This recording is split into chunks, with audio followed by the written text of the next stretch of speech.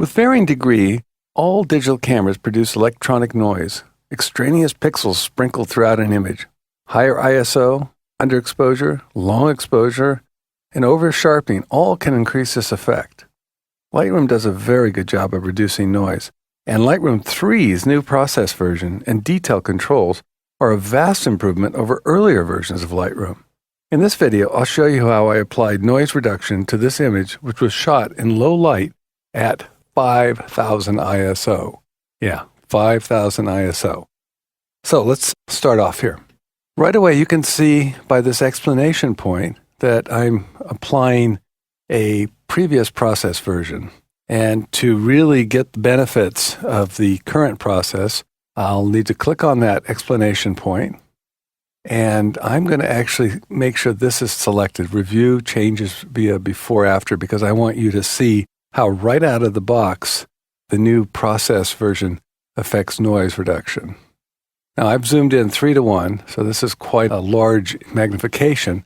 Oftentimes with noise, that's what you need to do. Noise isn't as apparent until you get into the 1:1 or higher magnifications. But I can see this on the screen, and I hope you can too, right off the bat. This is the previous version. Look at all the noise there. And noise is always most apparent in the shadow areas. Now look over here. Look how much better it's done just right out the box.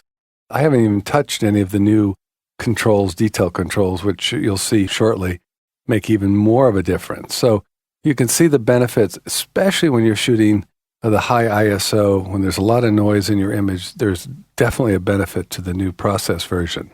So I'm going to go back into the loop mode. So I'm just working with the latest process version now. And I'm always I'm paying particular attention to the areas of the continuous tone, these areas in here.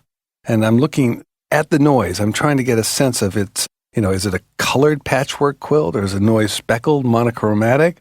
Some images often contain a combination of chromatic or color and luminance or monochromatic noise.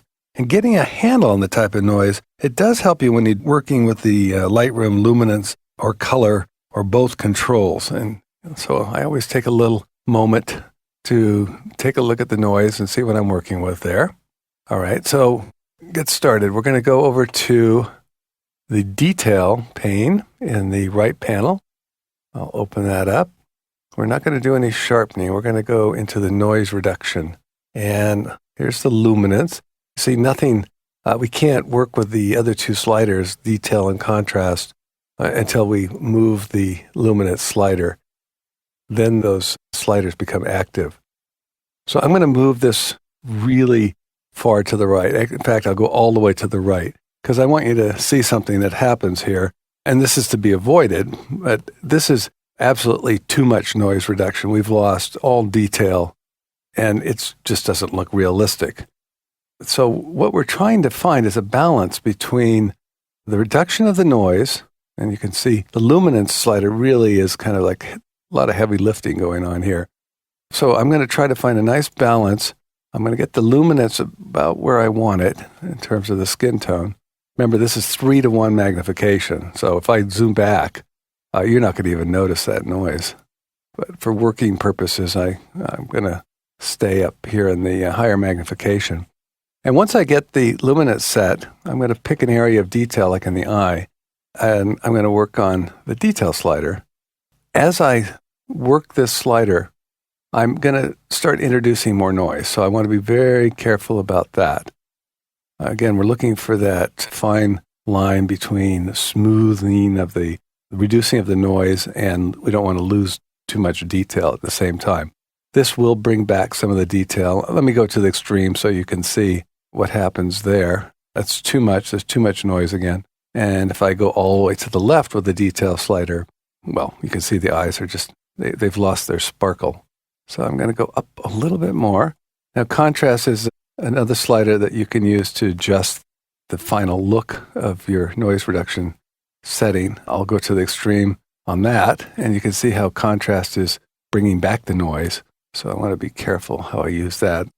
But I usually just start with the detail slider and try to get that in place and then fine tune it at the last with the contrast slider. Okay, that looks good. Now let's look at the color slider. I'm going to move that to the right as far as it will go. And you usually don't see the strong of effect when you're working with the color slider as you do with luminance. And it's really going to depend on like I mentioned earlier, the type of noise that's in the image, whether color will make any difference at all. So this is the second. I go to this after I've worked with the luminance slider. And like I said, it really depends on the type of noise you have, whether this will make much difference at all. But the good thing about it is it doesn't blur the images very much when you move that color slider. And again, the detail slider, just like up here with luminance, is a way of just bringing back some of the detail that may be lost as you move that color slider over. So those controls, it's very straightforward, as you saw there. And you need to experiment. Every image is going to be a little bit different in terms of the settings. It depends on the type of noise, in this case, how high of an ISO. But let me zoom back down, and you can see right away that this now is just a fantastic looking image, even though it was shot 5,000 ISO. It's pretty amazing. So there'll always be a trade-off between noise reduction and sharpness, but with Lightroom 3's new controls, this is much less of an issue than it used to be.